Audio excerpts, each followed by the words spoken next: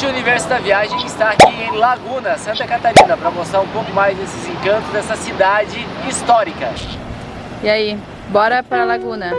Bora para Laguna, vamos conhecer essa cidade maravilhosa. Vamos lá desvendar os segredos de Laguna. Vamos lá. Para que você possa conhecer um pouquinho mais desse destino catarinense que a gente sempre dá uma passadinha para visitar. Vem com a gente nessa aventura! É muita história, vocês vão adorar conhecer.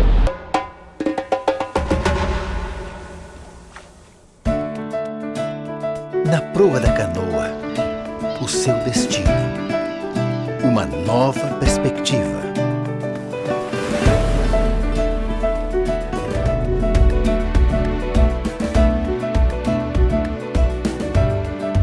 Terra de Anita Garibaldi. Por estes caminhos, o encontro com a cultura popular.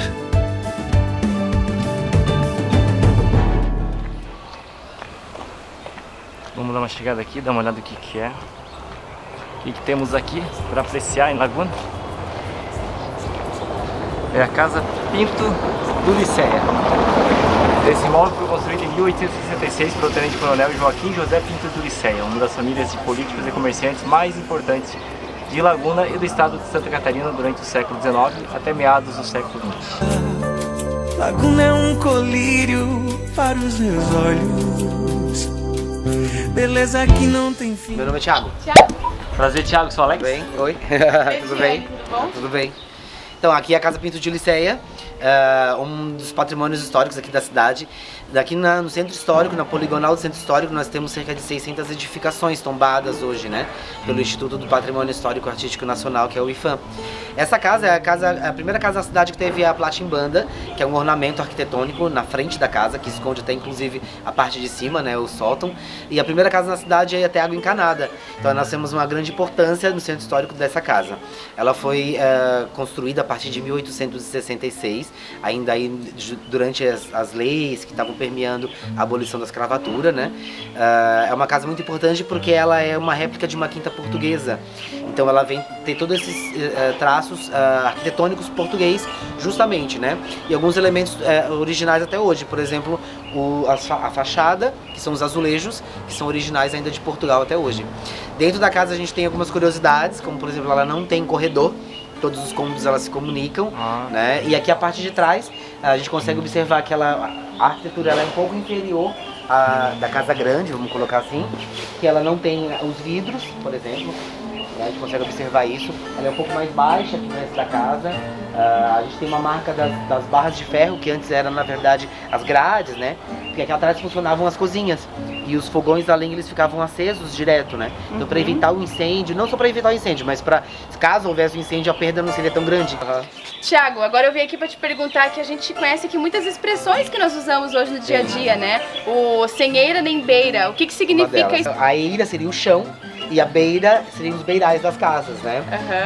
E aí, assim, na arquitetura a gente tem a eira, a beira e a tribeira. Olha seria só. O chão, o beiral e ainda os ornamentos, que seriam arquitetônicos, né? Quanto mais esses elementos tivesse na casa, mais rico era a família. Seria o proprietário. Legal. Então, quando a pessoa não tinha uma propriedade, ela não tinha nem eira, nem beira. Olha e aí só.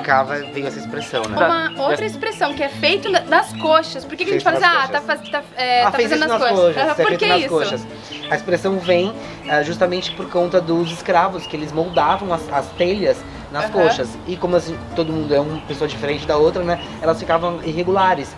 Então a gente observa os encaixes, elas são diferentes, e umas é mais pontuda, outras elas são mais largas. Então isso aqui é o formato das coxas dos escravos que faziam. Exatamente. Olha só, eles gente, moldavam, que interessante. Eles botavam pra secar nos formos, né? Fazia aqui na perna, olha, e Ficava fazia diferente. rápido pra produzir. E ficava diferente uma da outra, Feito nas né? coxas, Feito nas literalmente. Legal. Tiago, você falou que isso aqui é uma réplica de uma casa portuguesa, é isso? De uma quinta portuguesa. Quinta portuguesa. O que é uma quinta portuguesa? Literalmente o nome quinta vem de quintal. Então uma casa que realmente tinha essa característica de quintal mesmo, né? Aqui nós temos árvores frutíferas, por exemplo, a gente tem goiabeira, a gente tem abacateiro, bananeira, que delícia. tem várias frutas que tem aqui, tem um pé de café ali atrás e o jardim da casa, que ele é no estilo francês e foi construído justamente para a dona da casa. Né? Então ela tem essa característica toda, né? Mas é no centro da cidade, mesmo No centro assim da cidade. um local grande, né? Com horta, Sim, com... Que legal. Não, teve uma época que chegou a ter a criação de porcos aqui e tudo mais. Nossa, olha. Eu acredito que a casa foi construída justamente ao lado da fonte da Carioca, que é a fonte de água potável que nós temos aqui do lado, né? A gente vai Foi- mostrar pra vocês. Ah, então. A fonte das cariocas. É das cariocas? Da Carioca. Ah, da carioca. E aqui a gente tá na fonte da Carioca, que é uma antiga fonte e continua ativa ainda hoje. O pessoal vem aqui para pegar água.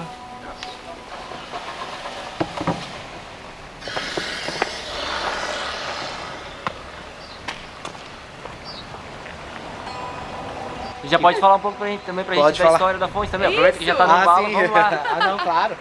E a fonte da Carioca ela foi construída 3 anos antes. Então a fonte foi construída a partir de 1863. 1863. Isso. Aí a fachada ela foi até construída pelos escravos, né, a pedido dos senhores, de alguns senhores aqui da cidade.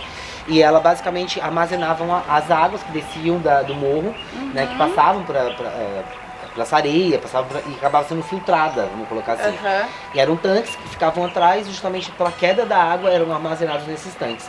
E por força da pressão, elas saíram nas torneiras. É isso em 1863. Olha só, gente, é muito tempo É muito atrás. tempo. Então os vidros externos. Os vidros para fora da janela. Por exemplo, os vidros, toda a casa que você vê antiga, né, que tem uma história, ou seja, tombada e tudo mais, os vidros que forem para fora determinavam que era uma família abastada, né? Eles tinham recursos, posses, porque era uma questão de ostentar também, né? Hoje em dia a gente costuma ter os vidros para dentro da nossa casa, né? A folha, o vidro dentro e depois a folha de madeira, ou de material que for. E antigamente eles tinham o vidro pra fora, né? Viu só, gente? Pura ostentação. Vidro pra fora. E os nossos chafariz ali também. Aqueles chafariz funcionavam pelo mesmo sistema. Vamos lá conhecer? Vamos. Era o mesmo sistema também da questão da água encanada, né? E da fonte da Carioca. Que era justamente a pressão. Então aqui a gente tem um morro, né? Então a água que descia, eles conseguiam encanar isso. E com pressão eles saíam partindo de chafariz. Hoje não tem mais. Acho que esse sistema ficou entupido, né? E tudo mais. Tem um projeto agora de revitalização desse espaço todo, do IFAM. E depois que teve essa última reforma, foi em 2011, 2012, o IFAM deixa justamente lá no fundo, aquele quadrado bem certinho, aquele recorte, é como era o muro, né? Ele não era assim tapadinho, né, com cimento. Ele era justamente pedra, né? A gente consegue observar como... Pra manter o aspecto original Eu dele. não sei se vocês conseguem notar, mas parece um labirinto que é um quintal realmente muito lindo, né? Eu, quando passei ali pela frente, não imaginei que era tão bonito aqui dentro. Aqui o jardim francês tem essa característica, né? Tem esses nichos, né? Aí eu sempre costumo falar para as pessoas, nossa, imagina você olhando de cima, parece uma grande mandala. Né? É Parece um verdade. desenho. Uma grande mandala portuguesa, mas é francesa. O jardim é francês, o estilo, né? O estilo dele é arquitetônico, é francês. Olha só. Obrigado, então Thiago, a gente vai dar uma olhadinha lá dentro, vamos ver lá. Vamos lá? O Thiago vai mostrar pra gente aqui o interior da casa agora, como é que é. A Ligiane estava vendo antes toda a questão da arquitetura exterior. E agora a gente vai mostrar um pouquinho pra gente do interior, né? Vamos lá, Vamos Então lá. vamos lá. Vem com a gente.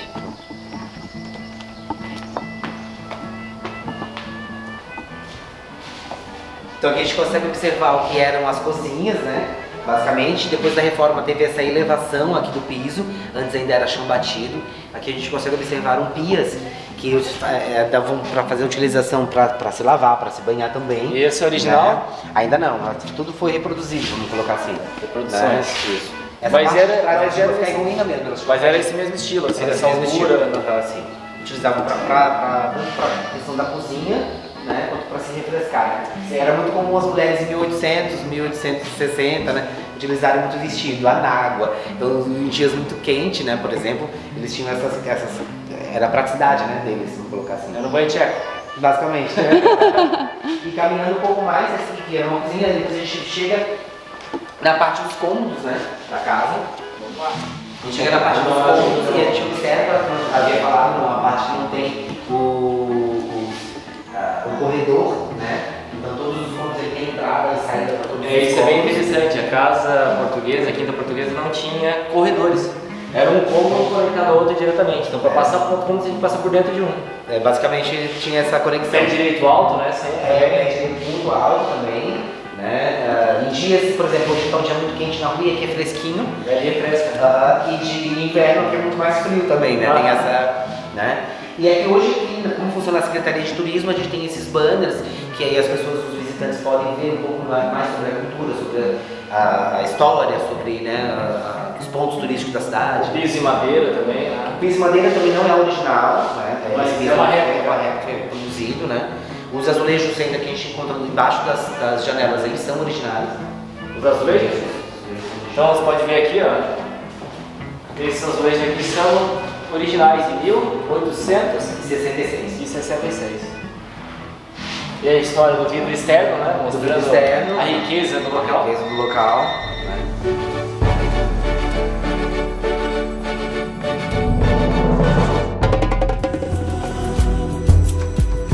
Me apaixonei, cantei, que terra linda, terra de Anitta. Laguna é um colírio para os meus olhos, beleza que não tem fim. Se estou aqui, eu tô em casa. E essa aqui é a Igreja Matriz de Santo Antônio dos Anjos, que foi construída em 3 etapas. A primeira etapa, lá em 1696, era só uma construção, uma capela pau a pique. E a segunda etapa só em 1738, terminando com aquele relógio bonito que vocês vão ver daqui a pouco, só em 1935. Toda essa construção construída na época com pedra, argamassa, areia, barro, cal e óleo de peixe. Olha só que interessante.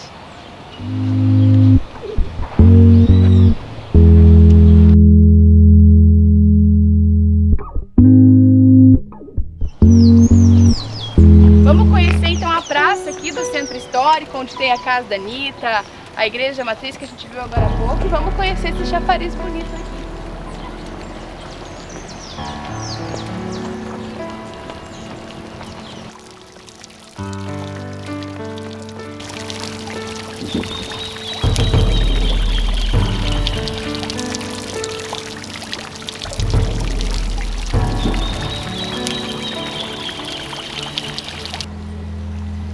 A Praça Vidal Ramos, ela foi muito utilizada lá no século XVII como passagem aqui do gado de algumas tropas que passavam pela cidade.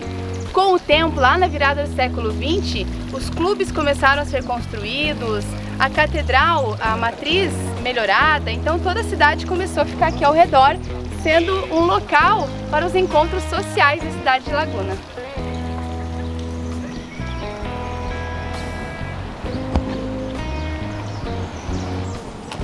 Essa árvore nasceu na quilha do Seival, no primeiro centenário da morte de Anitta Garibaldi.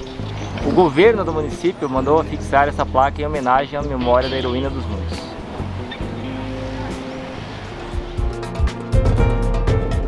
Das areias deixa-se levar.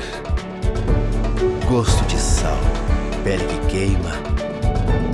Calçadão da praia do Mar Grosso. Pedalada e corrida. Bola pro alto, começa a partida. E aqui em Laguna também tem um cantinho da praia onde você pode caminhar com a família, um calçadão bem bonito, onde tem as duchas para tomar um banho, jogar um voleizinho na praia e curtir esse mar e esse sol maravilhoso. E no próximo bloco, fiquem ligados que nós vamos falar mais sobre Laguna e sobre a história. Vamos falar sobre a Anitta Garibaldi. É isso aí, você vai conhecer vários pontos e centros históricos da cidade. Então, aguarde e até logo!